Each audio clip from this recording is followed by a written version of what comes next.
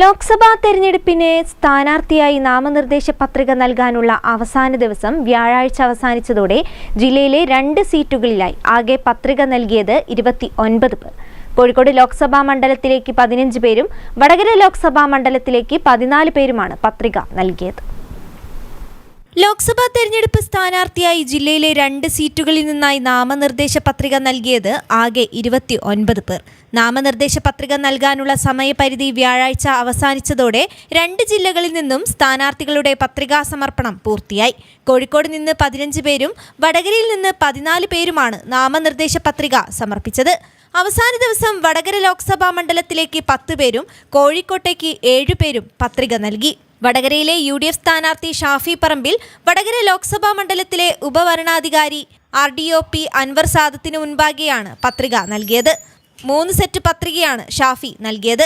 ഷാഫിയെ കൂടാതെ 4 പേർ കൂടി വടകര ഉപവരണാധികാരിക്ക് പത്രിക നൽകി. ഏപ്രിൽ 5-ന് പത്രികയുടെ സൂക്ഷ്മ പരിശോധന നടക്കും. ഏപ്രിൽ 8-ന് പത്രിക പിൻവലിക്കാനുള്ള അവസാന ദിവസം കഴിയുന്നതോടെ ഇരു മണ്ഡലങ്ങളിലെയും അന്തിമ സ്ഥാനാർത്ഥി പട്ടിക വ്യക്തമാകും. News bureau, Kozhikode.